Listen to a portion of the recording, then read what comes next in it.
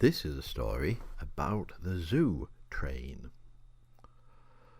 One night when Acorn Squirrel asked Brendan where he'd like to go, Brendan couldn't decide. "I've been playing with my trains today," he said, "so I'd like to go and see a train. But I've been reading about wild animals, lions and tigers and elephants and things, so I might like to go somewhere I could meet some of them, if it's not too dangerous."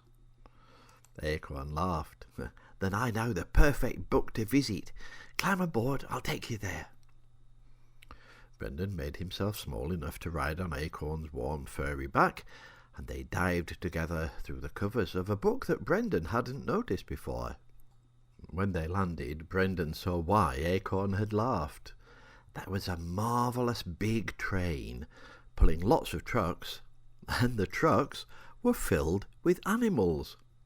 Brendan saw 3 elephants, a lion, a tiger, 2 hippos, a rhino, 3 giraffes, and even a couple of llamas. "What's going on, Acorn?" he asked. The squirrel said, "This is a zoo train, Brendan. All these animals are going to new homes in a wildlife park that's just been opened for them. They're very excited about it." "But why do they have to go on a train?" Brendan asked. "Well, it's much too far to walk. And anyway, not many people would like to see lions and tigers wandering down their street. Then the train is a lot quicker and smoother to ride in than lots of lorries. At least, it is when it's moving. This one looks as though it's stopped." Brendan said, "Maybe it's lost a truck. That happens all the time with my toy trains." "Maybe you're right. Look, one of the elephants has got out. Let's go and ask her." The big grey elephant was obviously worried about something. "Oh dear, oh dear, oh dear," she was saying. "What are we to do now?" Acorn scampered over to her. "Hello, Mrs. Elephant," he said. "This is Brendan. He likes reading about you, and he's come to meet you. But there's something wrong, isn't there?" Mrs. Elephant bowed her head politely. "I'm pleased to meet you, Brendan. And yes, Acorn, there is something seriously wrong." "What's happened?" Brendan asked. "Well, everything was fine until about 10 minutes ago, and then the train stopped so suddenly I fell out." "Oh, are you hurt?" Brendan asked rudely. "Oh, no, dear. It takes much more than that to hurt an elephant. But I have 2 problems now, see. The first is that I can't climb back on. The truck is too high for me. The second is that the train seems to have broken down. We're all stranded here. I've sent one of the monkeys for help, but you can never rely on monkeys, you know. If he isn't back in an hour, I'm afraid that I shall have to walk all the way to the next town so I can call for a rescue train." Brendan said, "While we're waiting, can I meet some of the other animals?" "Yes, of course. I'll take you round." Elephant led Brendan first to the giraffes. They were so tall, their truck didn't have a roof. "Giraffes don't say much," Elephant said. "They live in Africa, like Lion over there." Lion walked to the bars of his truck and gave them a big smile. Unfortunately, with all those sharp teeth, even a smile looked scary. Brendan said, "Sometimes I pretend to be a lion. We sing songs and we all try to roar like you do." Lion said, "That sounds fun, but you'll never be able to roar like me.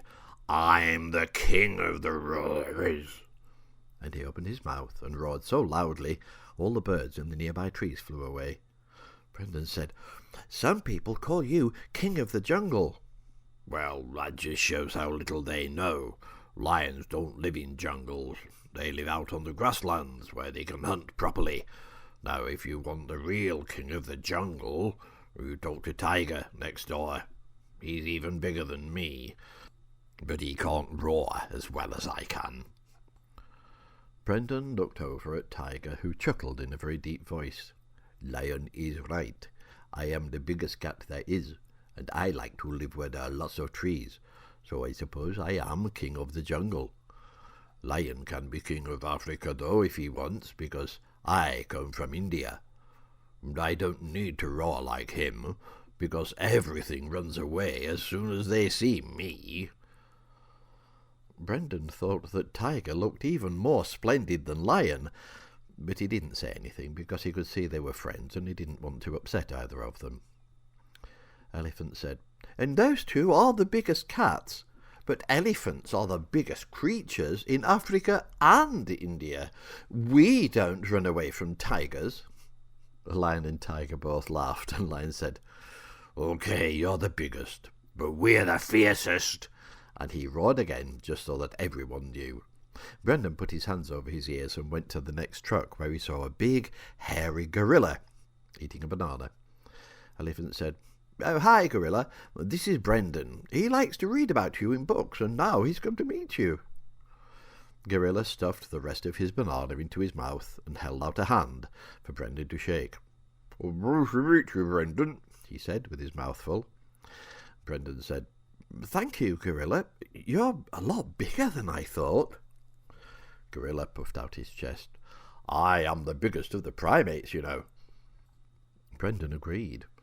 "I've seen lots of monkeys, but they were all a lot smaller than you." Gorilla looked offended. "I am not a monkey, young Brendan, any more than you are." He patted himself proudly on the chest. "I am the largest of the great apes." Brendan said, "Oh, sorry, but what's the difference, apart from size, I mean?" Gorilla said, "Size is not important. There are little apes and big monkeys. I suppose the easiest way to tell is by tails." Brendan looked carefully. "But you don't have a tail." "Well, exactly. But all monkeys do, so it's easy to tell us apart." Brendan said, "Oh, thanks, I'll try to remember that," and went to talk to the other animals.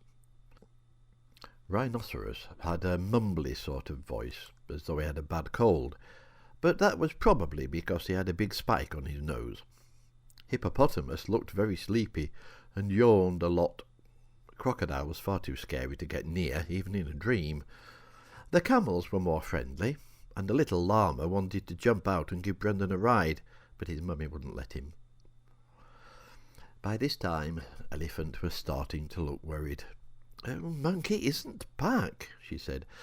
I bet he's gone off to play somewhere and forgotten all about my message."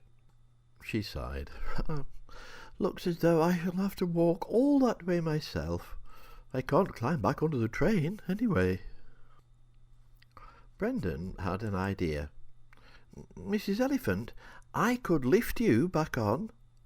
Elephant laughed. "Well, that is a kind thought, young man, but I'm much too heavy for a little human like you."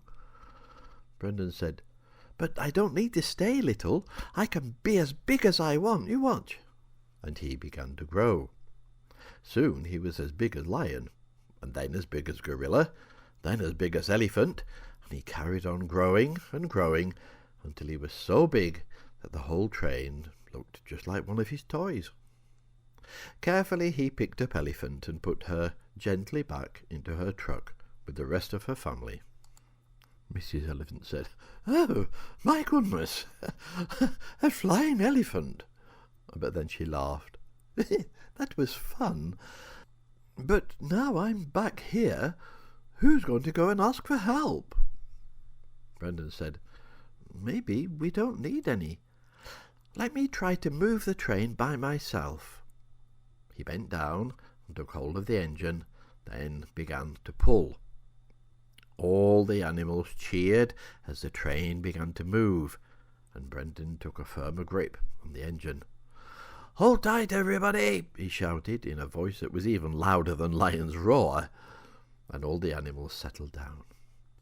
Brendan pulled the train through the valley, up a hill, down the other side, and all the way to the next town without losing a single truck. And there, waiting for them, was a brand new engine with a small monkey sitting on its roof. "I did it, Mrs. Elephant! I did what you told me!" he chattered proudly. Mrs. Elephant smiled at him. "It's well done, Monkey. You and Brendan have saved the day." Monkey looked at all the carriages. "Who's Brendan?" he asked. "And where is he?" Giraffe peered down from her truck and said, "You're looking in the wrong place, Monkey. Brendan is even taller than I am." Monkey looked at Giraffe, then he looked up further, up and up, until he saw giant Brendan's face peering down at him. "Oh, crumbs!" he said, and went to hide behind Tiger. Brendan decided that this adventure was nearly over. He made himself his normal size, and all the animals breathed sighs of relief. Then he made himself even smaller and climbed onto Acorn's back. "Bye, everybody," he called. "Thanks for letting me meet you." Elephant said, "And thank you, Brendan, for rescuing the whole train. Come and see us again in our new home." Brendan promised he would try, and flew with Acorn back to his bedroom. Pulling trains was hard work, and he was soon fast asleep. In the morning, Brendan remembered that he had lots of wild animals in his Noah's Ark, so he went to get them. Then he put lots of carriages on his train and gave all the animals a ride. Mummy said, "What are you doing, Brendan?" Brendan said, "All these animals are going to a new wildlife park, Mummy. I'm just making sure that they all arrive safely."